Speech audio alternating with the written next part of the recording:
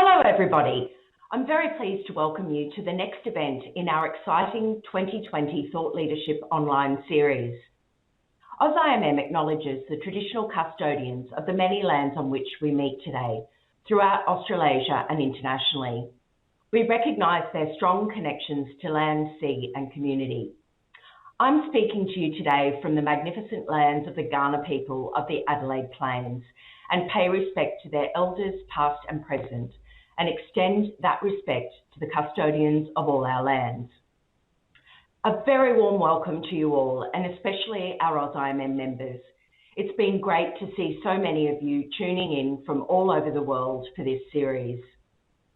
We love that we have this platform to connect our global community and to hear from world-leading experts, especially in these uncertain times where many of us are not able to meet face-to-face. As the peak body leading the way for people in the resources sector, AusIMM is proud to showcase leadership through events like this. As the trusted voice for people in resources, we advocate on behalf of our people and advance policy for the benefit of our communities. So far this series, we've heard bold visions for the future of the mining sector and how we can harness more sustainable technology to create value for our industry and communities. By bringing together people to learn from each other, we're also helping to shape careers, create communities and reinforce the role of professionals in upholding standards. Today, we continue our series by taking an in-depth look at one of the most critical aspects of our industry, the relationship between financial and environmental, social and governance performance. As resources professionals, we all have a responsibility to understand the ESG factors affecting our work and our industry. We're thrilled to be joined by Phineas Glover, who is going to give his expert insight into the current drivers for social and financial performance in the sector.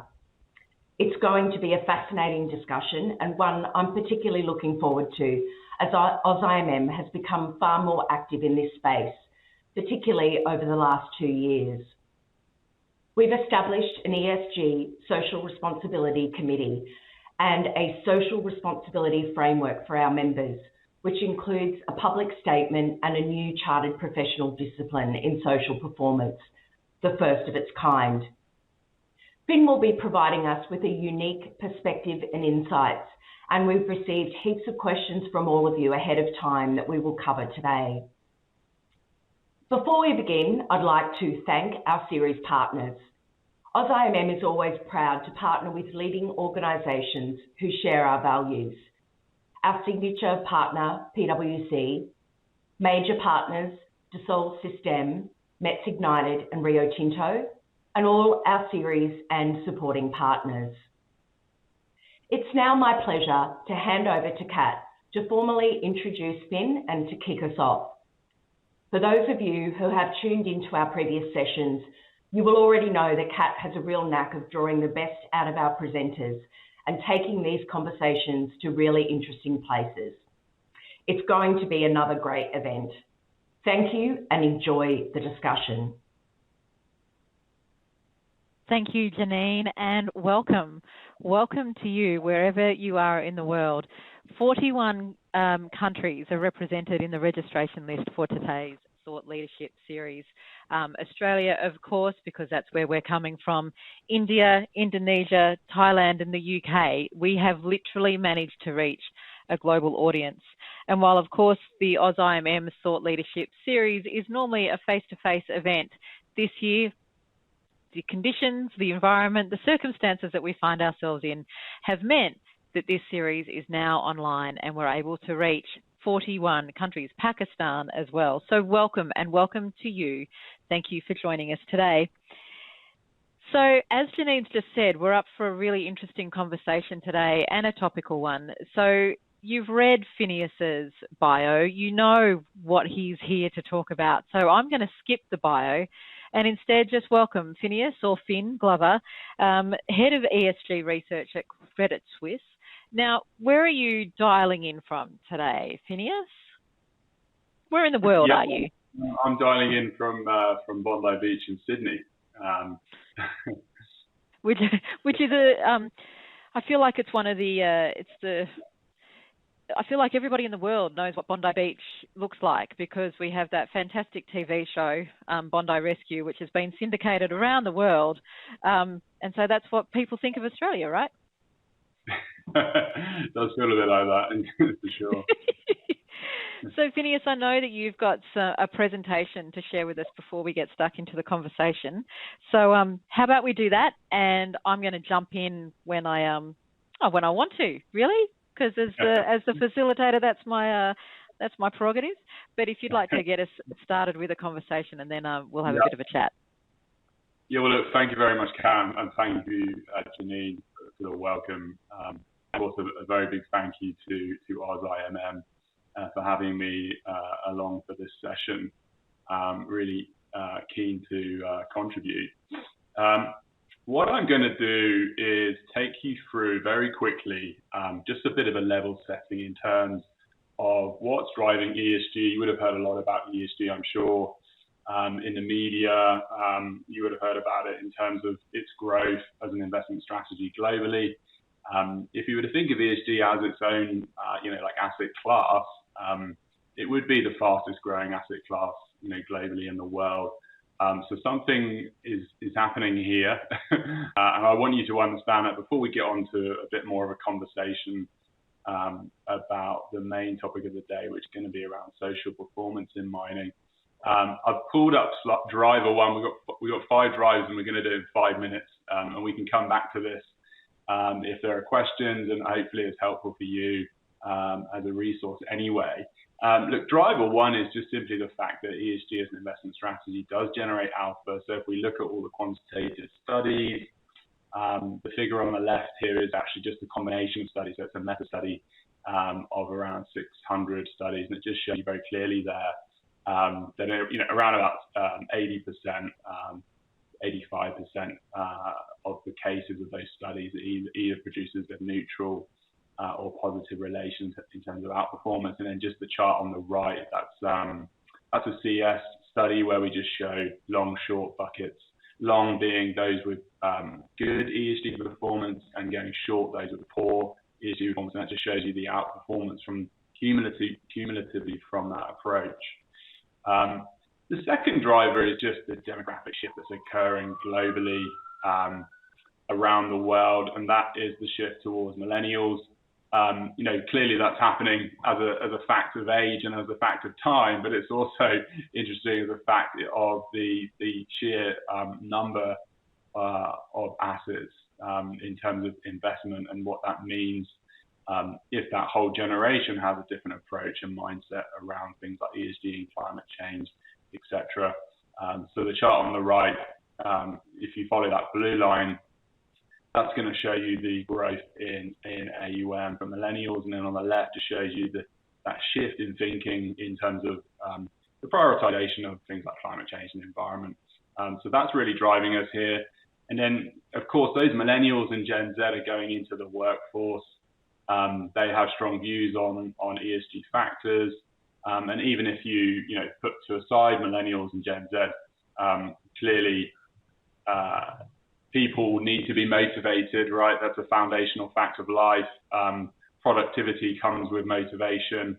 And the purpose of this slide is just to show you that really does flow through to the performance as well, right? So the chart on the left here just gives you, in the light blue, using Glassdoor data. It's just to show those with the highest cultural score, independently scored by employees. Those companies with the best score in terms of culture clearly outperform in the long term those with the lowest scores, which is online.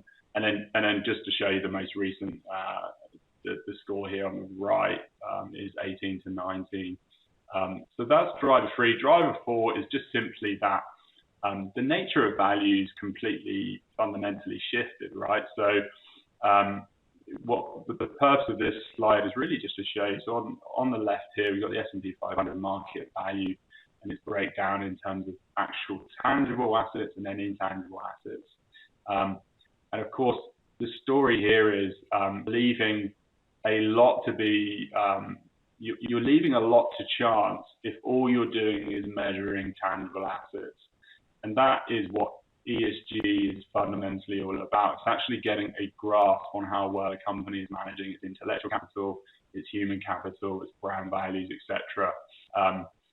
And of course, as we've shifted from, in a region of 80% tangible assets to completely inverted, that of course means, becomes increasingly important, and ESG is a frame reference for that. And then just finally, you put all these things together, and clearly then that contributes to actually the way markets price risk and the cost of capital. So this is just to show you that if we break down the actual cost of capital between low-scoring ESG companies and high-scoring ESG capitals, it's a fairly consistent story globally, right? So you can see here on the left, top left, is the world's cost of capital. Your lowest scores are looking at just shy of 6% cost of capital, and of course that declines. So that in a nutshell is what's going on. The bottom here, feel free to go through your pleasure, but really what we're showing here is one of the most interesting things that happened recently is during COVID, is just to remind us yet again that ESG is also just a framework in terms of resilience. And what we find is ESG strategies actually get a lot of the alpha through economic dislocation. So when we go through periods of economic upheaval, it seems to be that is the differentiating factor in terms of alpha, and these charts just take you through that. Phineas, Finn, yeah. Just before you jump into the next thing, look, for those who have been part of our previous webinars, you'll know that I do not come from the industry. And so this might be a really numpty question, but what do you mean when you say alpha in this context? Yeah, very, very important question. So the easiest way to think about it is in terms of alpha and beta. The beta is let's say, the average performance of the market. Alpha would be you outperforming. There's lots of more complicated factors around it that I'm sure someone would, poke holes in what I've just said, but essentially it's just outperformance relative to the index, if you like. Gotcha. Yeah. Thank you. What I want to talk about, the main focus of my talk today is really going to be about social performance in mining. I think we all know, if we think back over the last 5 years, there's been this real focus on and for very good reasons, things like climate change, inextricably complex issues like water scarcity, the physical impacts of climate change in terms of weather extremes. These are all really important things. I think what's particularly interesting about the COVID environment that we're living through is perhaps this sense that we're reverting back to, the humanist world. A sense of, human survival is certainly cutting deep to people. And I think naturally, given the nature of the COVID crisis, there is this focus on human-related issues and social factors, and that's because of supply chains as well, and it's because of the healthcare system. So, look, it's very clear in my mind that we're going to see this reversion back to social issues, and I wanted to start the talk here really by putting things into perspective, and that's what this chart tries to do. And I hope people can start to get where I'm going with this, but it's easy to forget just how long-term mining is, right? And the scale and intricacy and the detail of planning that goes into a single mine. But I suppose the clear point I'm making here is that the long-term nature of mining ultimately requires a long-term approach, right, to your social license and stakeholder engagement. To put it another way, your relationships are ultimately critically important and need to be cultivated to sustain your operations over time and over the life of an asset. And just to start at the left of the chart here, that even applies to your relationship with governments and regulators, which, as the chart shows, has the shortest duration. In other words, you have to have a view as to what you believe is the right approach, in the long term, not just take cues from a regulator or from the government, Of course, you need to operate within the confines of what's required of you through that period. I guess the point I'm making here is, federal election cycle is 3 years. If you were to overlay that to the Australian average iron ore all resources life, you've got 24 federal election cycles. And of course, actually, the proven reserves of iron ore will go up anyway as the more mining goes on. So therefore, in this sense, I think it's really important to start this conversation with this idea that laws will always be a lagging indicator of societal standards in any free democracy, right? So as a business, you really, and in particular mining, you really need to take this long-term approach. That's reflected even in your average business cycle in Australia is 4 years. One thing I didn't put on this chart is that the average tenure of a CEO is actually only 4.8 years now in Australia. The global economic cycle is 10 years. So all of these things happen before we even get to, the average Australian iron ore production life, if we were to assume the 2018 rate, which is 13 years. So look, I won't labour the point, but I think what's clear about this, right, is that corporates and mines in particular, given the sheer scale and the mine life of these assets, you really do need to take a long-term approach.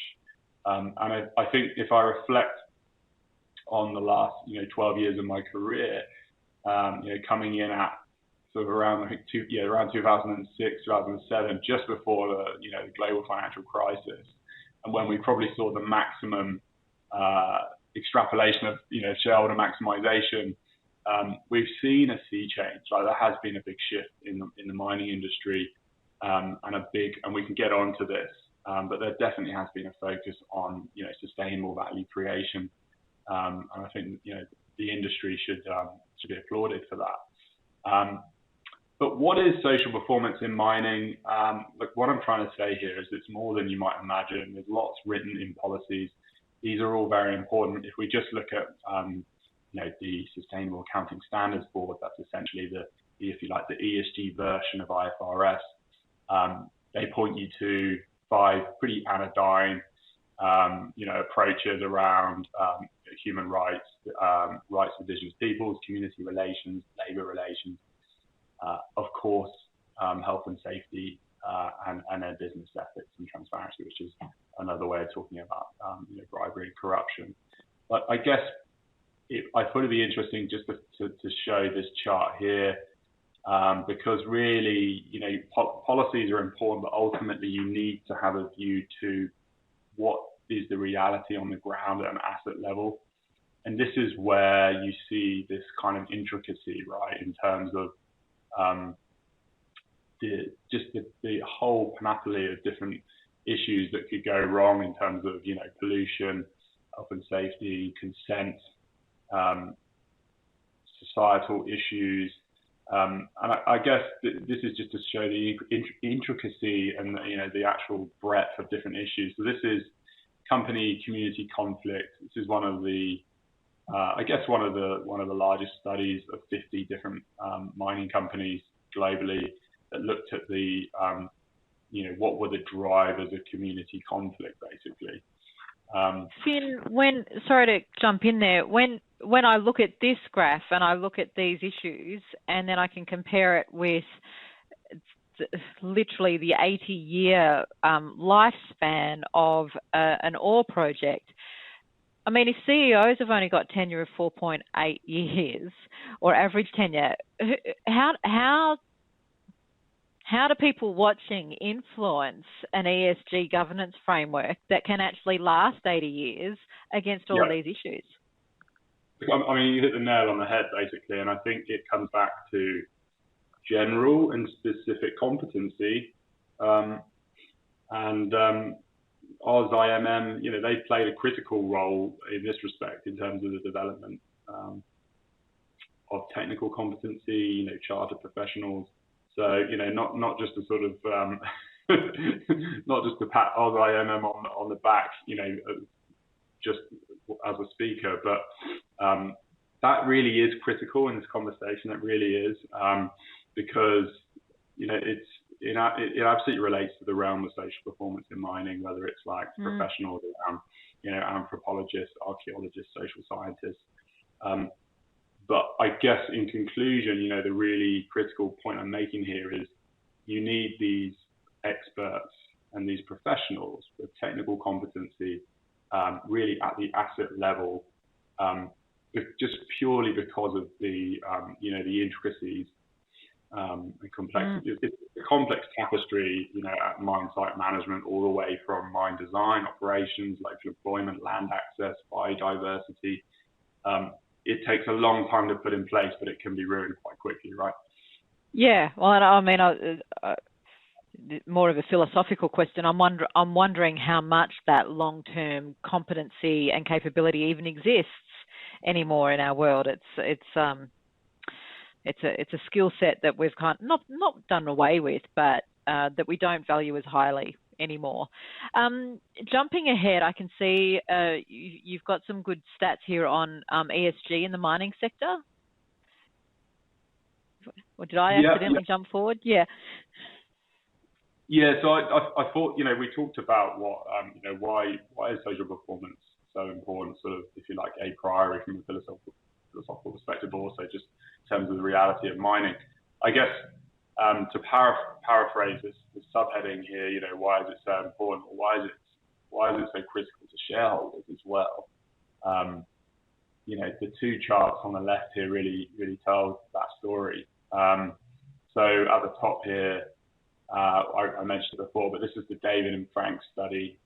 They looked at these 50 mines globally, and what the clear thing that comes through here is if you don't get this right, or you're facing just an incredibly high risk, really difficult external environment, there are many reasons for how things can go wrong. But the study showed that you're looking at 20 to 30% of mines where you could see delays, suspension, or curtailments, right? This, from an investor perspective, there are different drivers of this in terms of, looking at quality of management, just the actual quality of the operations. So these things are proxies for the quality of operations. But fundamentally, and of course, we want a mining company to engage with its local community and make sure that they, reconcile those different stakeholder issues. But when we boil it down, what we're talking about here is a major financial impact to a mine, right? It's a really major operational impact, which then translates to a financial impact for shareholders. The study cites some interesting examples. There's Meridian Gold, Esquel, the project in Argentina.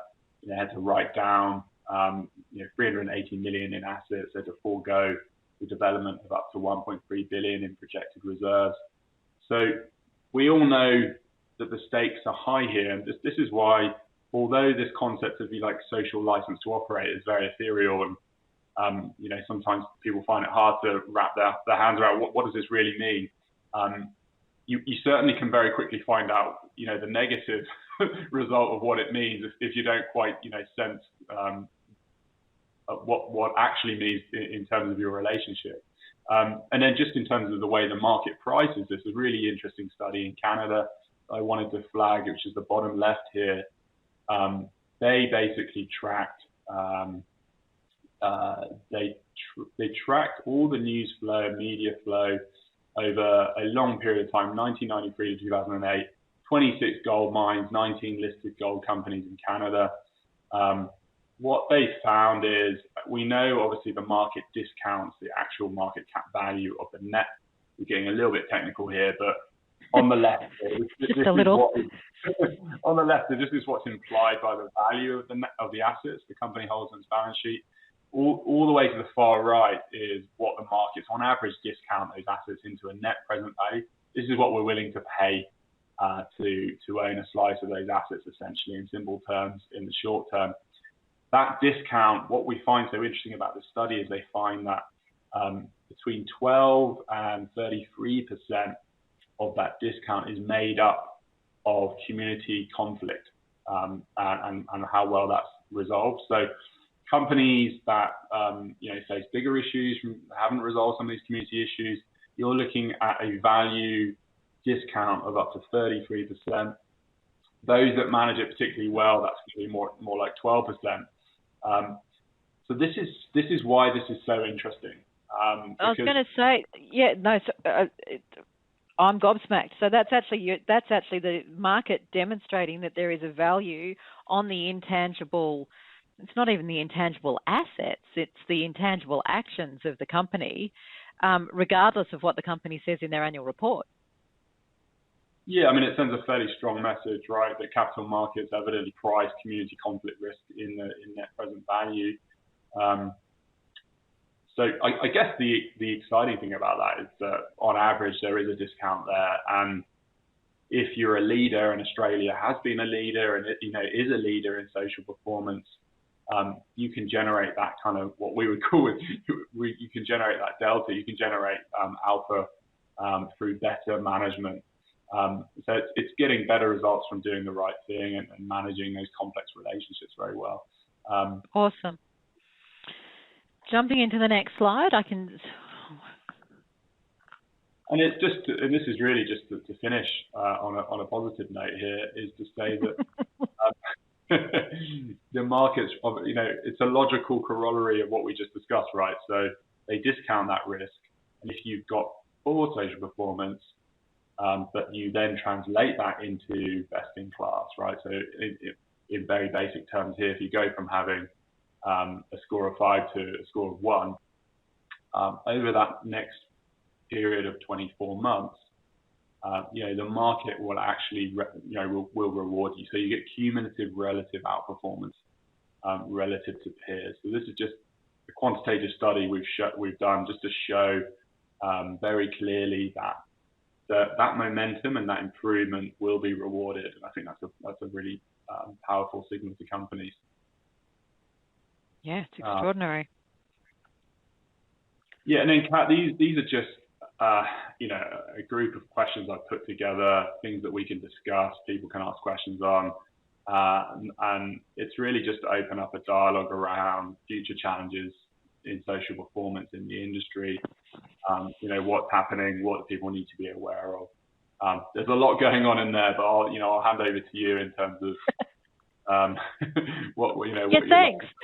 Yeah, let me deal with all of the big philosophical questions of the universe in 25 minutes.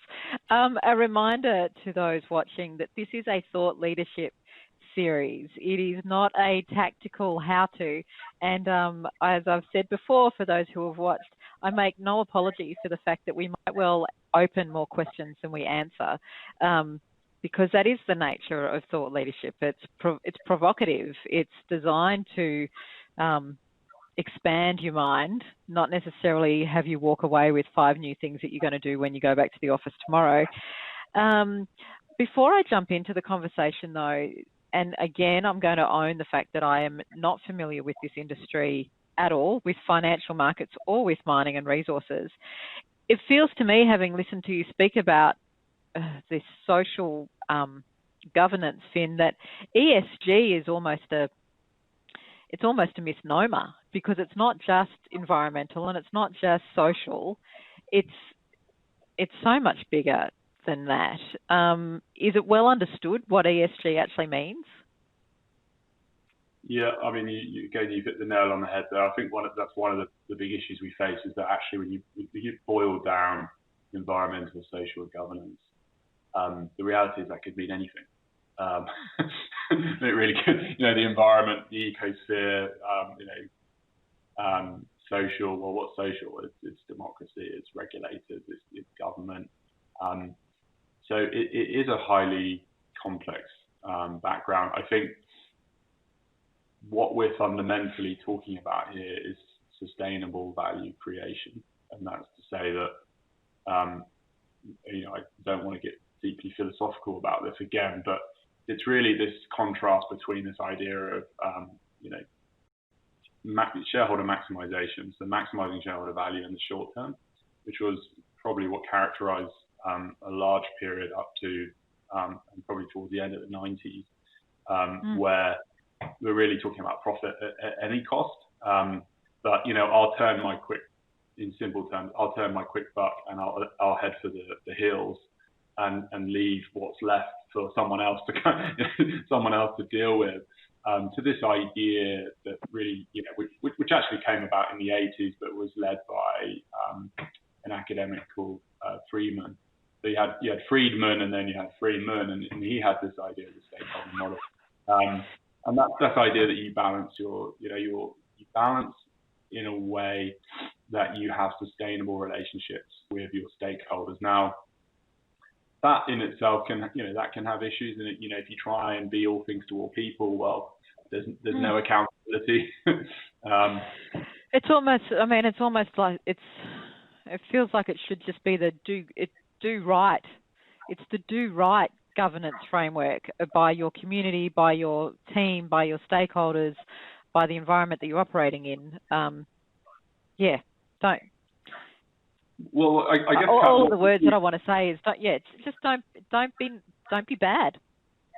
Well, I guess what we've seen is this move towards purpose. So this idea that as a corporation, you should define your purpose, and if you've defined your purpose in a way that really reflects the nature of your business, then that will actually then drive how you understand your stakeholders. And so, like all these things, you could have a million different stakeholders, but then you wouldn't know how to run the business, right? Because you're trying to balance everyone's interests at all the time. And that's why this idea of purpose has just become so much more powerful. And this idea, everyone is subscribed and understands what we're for as a business, and that's what drives our stakeholders. And I guess as a final point on that, I know we should move it on, but the final point there is you can get lost in the alphabet soup of ESG, and that's why we need to talk about risk at the asset level as well, right? And that's why all of these things do need to be considered in the right context. And it's just that when we talk about the corporate, then we talk about purpose, and that's the context. But if we're talking about the operations of a mine, of course, all ESG factors won't be relevant to certain contexts and certain actual asset level mines. So we always need to be guided by that. Yep.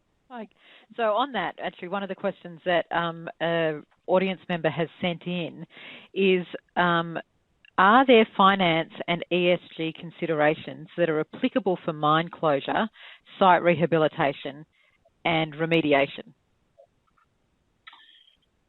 Well, look, it's definitely, if we talk purely in economic terms, the fact is that obviously there are liabilities in place, right?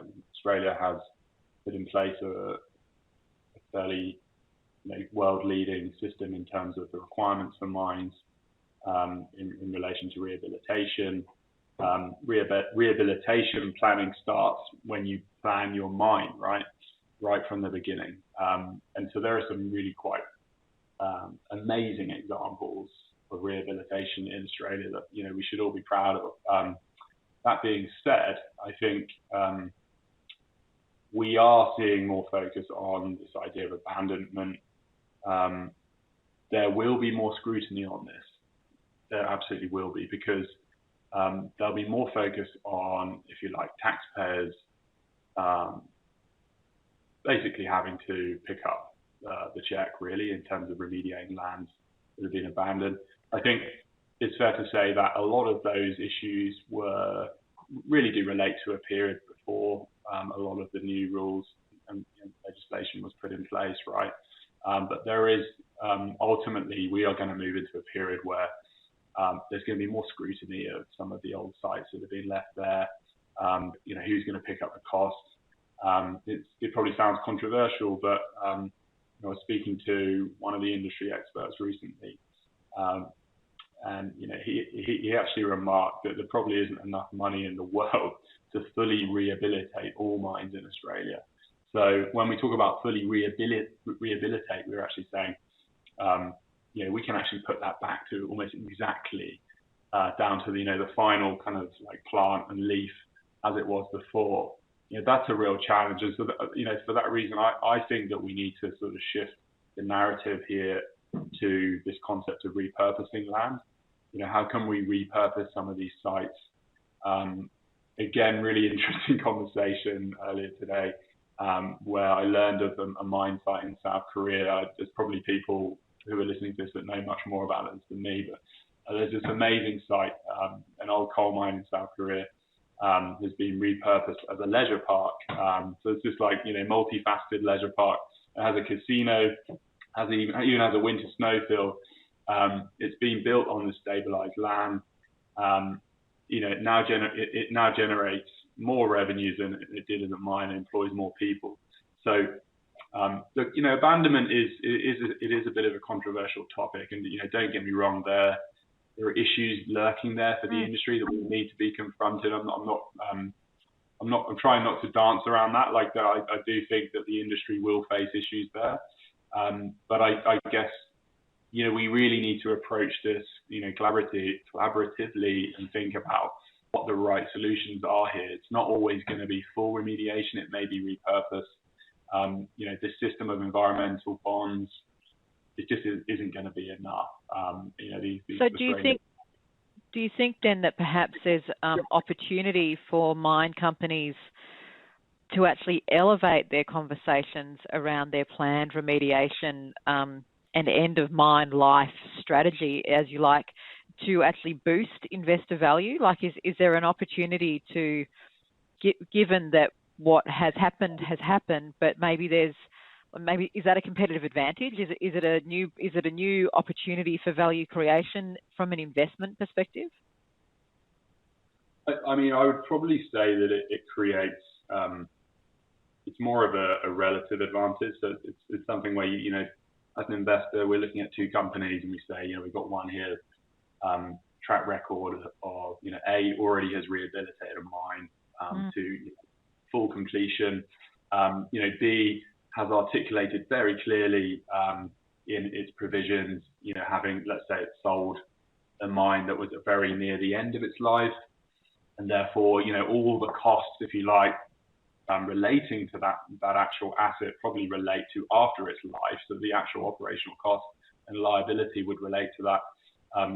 Let's say that was very clearly articulated in the transaction, that the liability for that cleanup and remediation, would pass over in that transaction. So there's all sorts of other examples which actually are more current, more contemporary in oil and gas. So this is something that's actually very current debate for oil and gas as well, where we've seen the taxpayer actually have to come in and fork out, up to 200 million because an oil and gas well has been passed over, and there's no clear articulation in terms of who has to pick up the cost. I'm going to let that just sit there because that's a problem that we can't solve in today's conversation. Another question that's come in from the audience is, how do we better align transparency with investment and reward? Oh, sorry, I'm going to start that question again because I didn't emphasize it correctly. How do we better align transparency with investment and reward those who are actually open and honest in their reporting? Yeah, look, I think this is, honestly, this is such an important... You saw I said it all. It was just, it's too hard. No, that's me saying, I actually think this is hugely interesting, honestly. That's the English in me. Look, I think we're moving into a period where the visibility and scrutiny of operations is going to be greater than any time in history, and it's actually going to increase from here. I'll take you through some examples. A company called Nearmap, they've taken, what was, satellite imagery was already interesting. We can take shots from space and we can actually see what's happening. Nearmap obviously taken that to the next degree, where they've got actual planes running near continuously with very high resolution images of mines, permanently there in the air, taking shots on a weekly basis. They've even got drones running. That's the kind of scrutiny we're talking about here, is to actually, as an investor or whatever, to actually get a sight of, in some detail, like production. What are the potential issues with the production and mine plan? Is the mine already starting to consider a different mine plan? What does that mean for volume? So we're kind of moving to a position where mine structure, potential failings, actual failings, could be identified before even market announcements, right? So investors are for obvious reasons, very interested in that, but that actually extends beyond just operations, right? And that's what I think we need to get our head around here, is that scrutiny now exists across the spectrum of stakeholders, the stakeholders we discussed earlier, whether it's an employee leaving a review on Glassdoor, the corporate entity is really at risk of losing control of the narrative here because of this explosion of alternative data sets. You can use blockchain to verify your supply chain, the veracity, where those goods have been. There are other tools that will monitor whether there's been human rights abuses or modern slavery in that supply chain. So look, there are so many more examples, but I'll leave it there just to say that I believe that this is going, in one of my earlier slides, I talked about how ESG is now being priced in the cost of capital, right? So the market's already pricing ESG risks in how much the actual cost of that debt. I believe that this age of transparency, what I like to call the age of transparency, I think that's going to accelerate the pricing of those ESG factors. And so, ultimately impacting companies' cost of capital. So, Just as a sidebar, you mentioned blockchain. In one of my in my previous life, I was Brisbane's chief digital officer. So looking after innovation, blockchain was often brought up, and I still hold to this day that 9 times out of 10, blockchain is a solution looking for a problem to solve. In the mining sector, though, are you seeing it for that sovereign supply chain proof? Is it being utilised to demonstrate? I don't know, what's the word? Is it being used in that way, or is it still just a theoretical concept? No, look, that was actually more of an example for general. It was just an example I was using more generally. We are seeing applications for supply chain management, so logistics companies, global trade operators. So that is something that's there and is being road tested for sure. And I think that is interesting. It's important because it's really just about the veracity of where the goods have been when. It's not, some of the motivation factors like optimizing processes. Others could be more just demonstrating the nature of that product, right? Like, has it been made where it's been said, etc. And can I trust that the processes that have been used throughout the entire supply chain are in line with the ESG values stated by the company? Yeah. Exactly. Yeah. You mentioned in your presentation that AusIMM have done a lot of work in this space, and in fact, they've recently launched a social responsibility framework and a public statement outlining the obligations of its members to the community that they serve. How important is it, from your perspective, that this initiative is used to set expectations and growing trust in the industry? Look, it's critically important. I think, there's only so much you can do in terms of institutional setting, right? Putting in place the right tone from the top. These are all important things, but when you boil it down, you need to have professionals on the ground and you need professional standards, because they ultimately just become the building blocks of everything, right? And it's probably not the best time to use that example, but when Margaret Thatcher said there was no such thing as society, obviously she's been completely misquoted, because what she really meant by that is that culture and society ultimately is built up from the ground up, in that it really comes back to the individual, and you need professionals and you need individuals to take a leadership position, and that's why these standards are so critical. And I think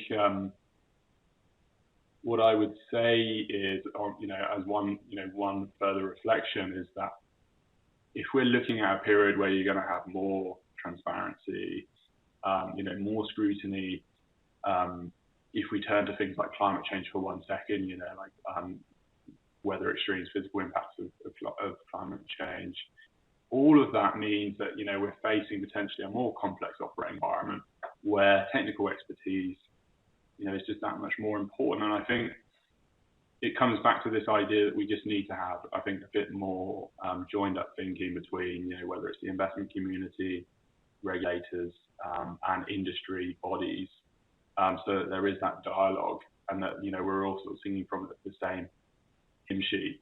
If not the same, we're all at least pushing in the same direction. Yeah, and I think that's actually the biggest challenge that I'm seeing as an outsider, the aligning global markets to human values is as it always is. These conversations always come down to human problems, not so much technical or resource problems. I've got two final questions that I want to ask before we wrap. In terms of actually better implementing environmental and sustainable governance within the industry, and particularly within organisations, what needs to happen? Does it need to be more collaboration and more communication between the different technical professionals and the ESG knowledge experts? Do we need to put in a chief ESG officer? How do we do it better?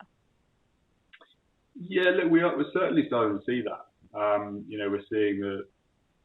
Yeah, we're seeing more chief sustainability officers, and I guess that's just really a sign of elevating the importance of that area. I think, though, we probably do need to be careful to kind of distinguish between this idea of the overall strategic positioning of the company. In other words, this is the external operating environment that's shifting because of this ESG issue or that ESG issue, and this is how we're going to reposition our business or reposition our energy mix, our portfolio mix, which is kind of a strategic issue.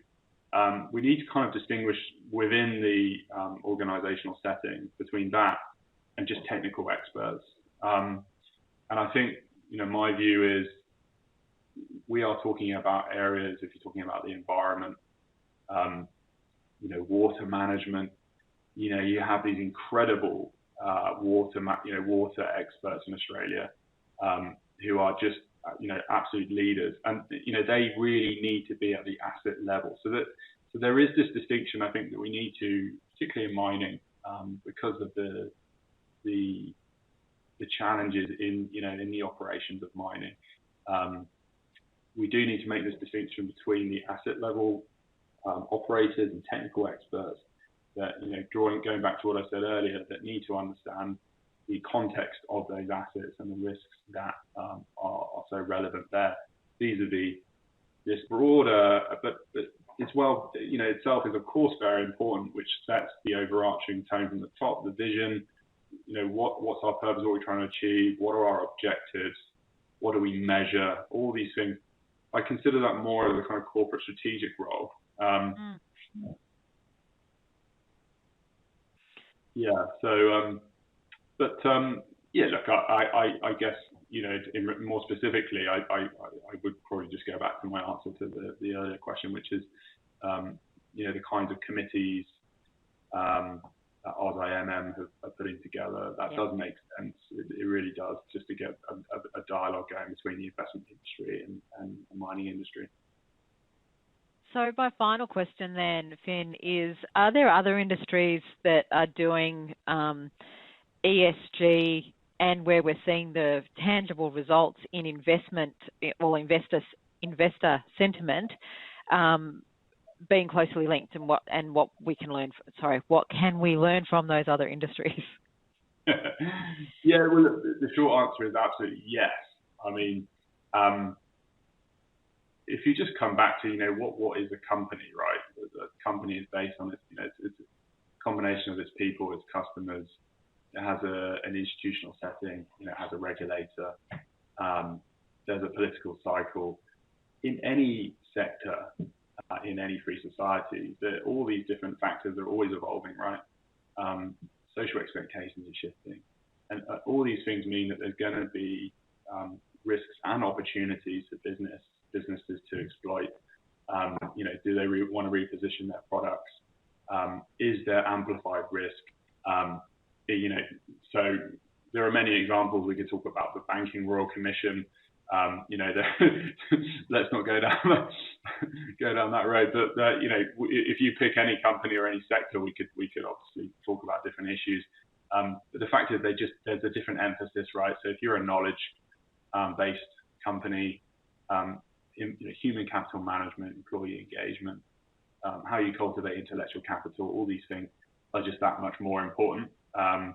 If you're predominantly a customer-facing business like a bank or a retailer, things like making sure your products are very clear in terms of what, the benefit that they provide to your customers, whether they actually meet the regulatory standards, that itself is very important as well. So that there's always going to be a slightly different nuance in different sectors. And I think we all know that intuitively, but what I can say, in the numbers and in all the quantitative studies, that there's a very clear, financial materiality of these factors for sure. Fantastic. Finn, thank you. I mean, this conversation for me has confronted two of my most resisted topics, finance and investment, and the complexity of ESG in the mining sector. So thank you for making it understandable to me and for exploring the deep and complex relationships from a thought leadership perspective. Yet again, it's certainly given me a lot to think about, and I hope you who have been watching wherever in the world, and whether you're watching at home or watching in your office, have found it similarly thought-provoking. So thank you, Finn. I've really enjoyed this conversation. And now I'd like to hand over to Janine to make some closing comments.